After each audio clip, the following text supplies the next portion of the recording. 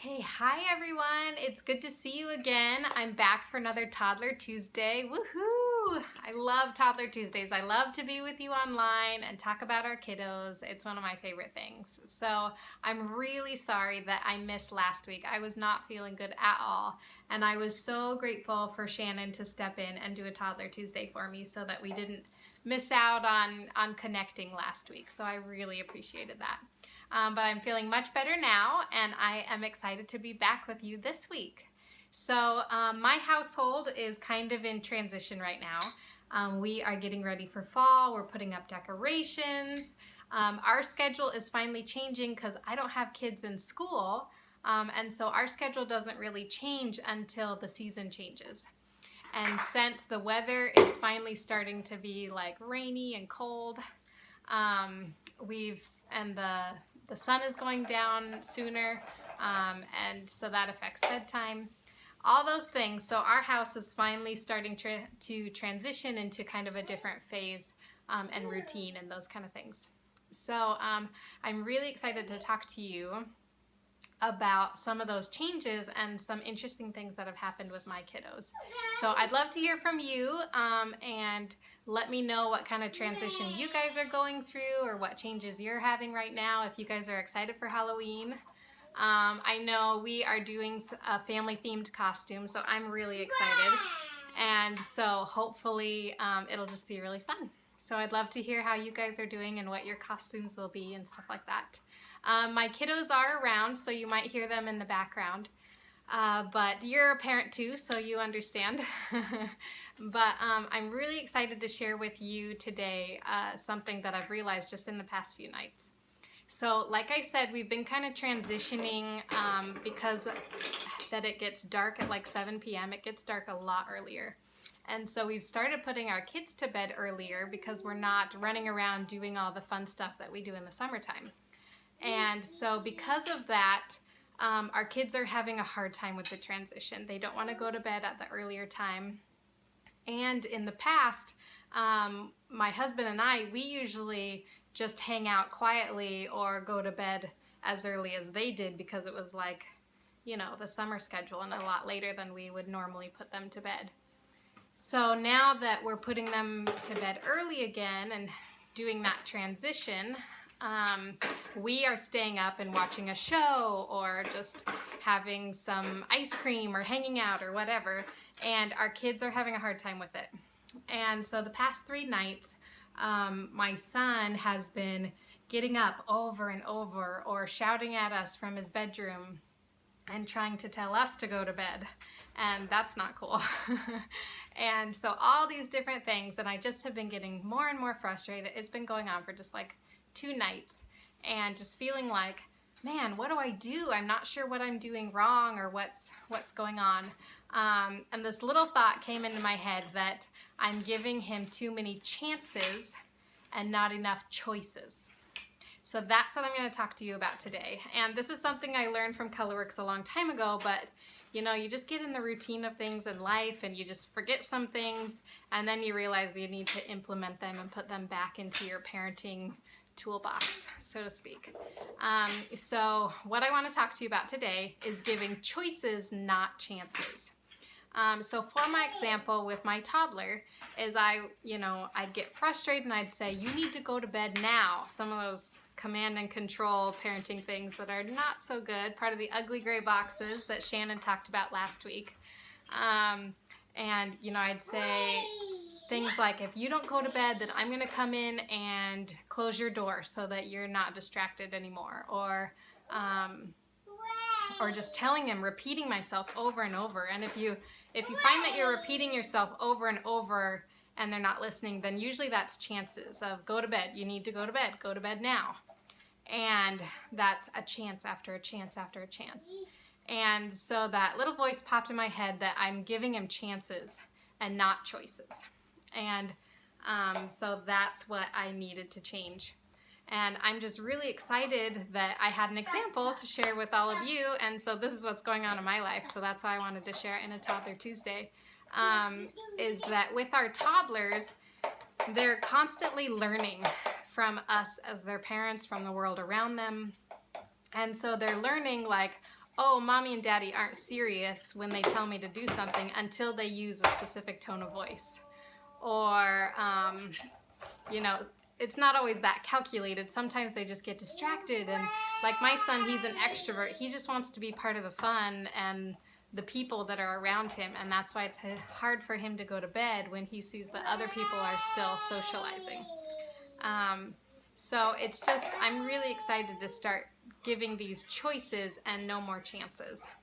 And so I wanted to cover some specific situations about when we can use choices, especially when we're really frustrated and we're repeating ourselves and feeling like our kiddos aren't listening. Usually they are listening, they're just not obeying and doing what we want.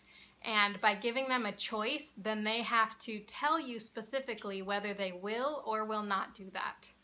And then after the choice, it's important as parents that we follow through.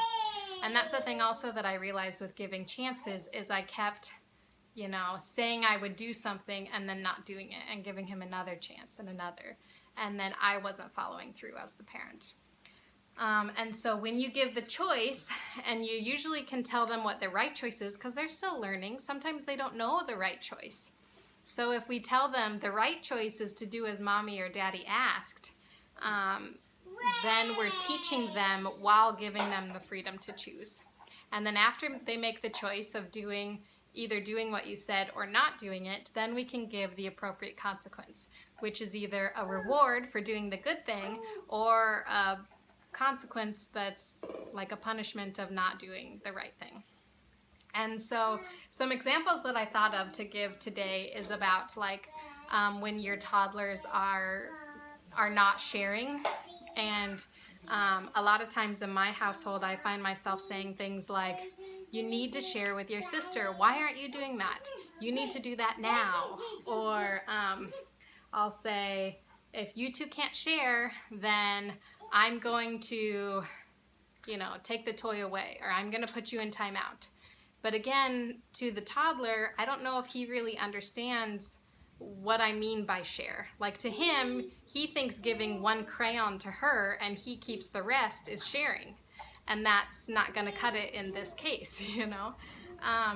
And so being specific about the choice that you're giving allows a lot of different things. It allows him to feel like he has the appropriate authority to choose or the freedom to choose.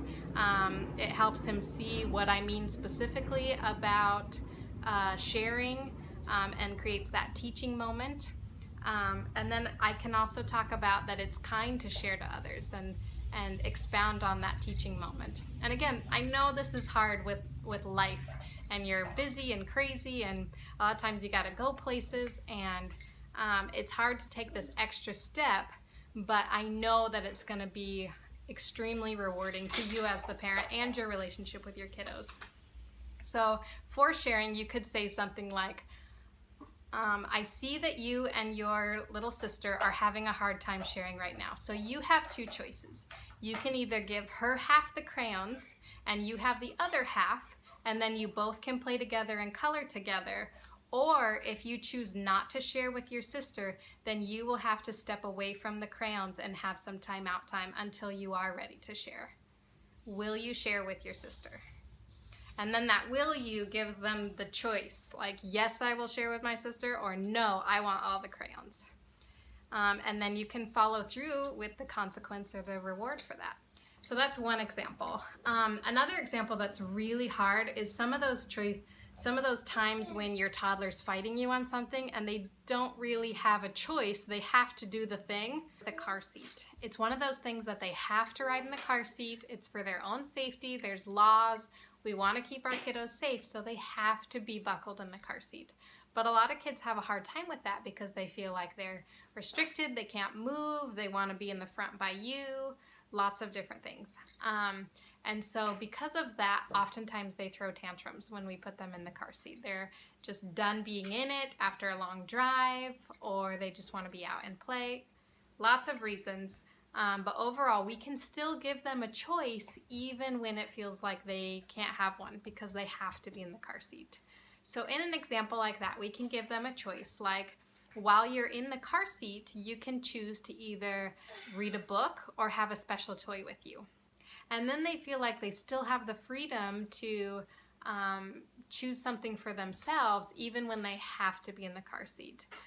If that doesn't work, if choices like that, they're still throwing a fit, then in the end, they can choose whether they're going to be happy about it or sad.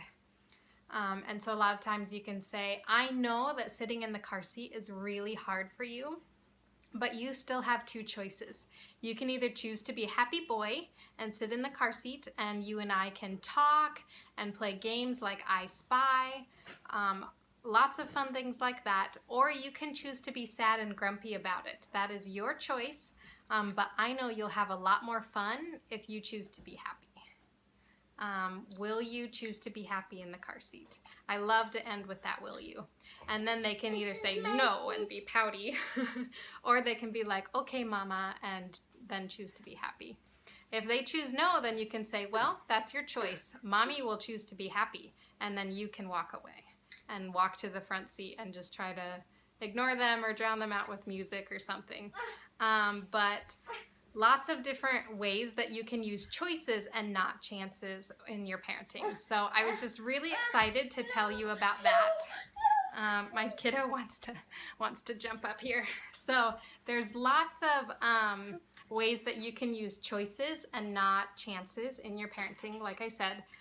Also, so on Thursday, during Q&A Thursday, Shannon is going to cover this more in depth with different aged children, as well as the different color types, and how giving choices instead of chances really helps each different color. So I'm looking forward to that, so then you can really individualize it for your kid. Can you say hi? Hi. Hi. Oh, where is it? So again, I'm so excited to share that with you, to give your kids choices, to end with will you, so that they do choose for you and tell you what they're going to do, and then always follow through with the consequence of either giving a reward or the hard consequence for their tough decision. So I hope this helps. It certainly is helping me.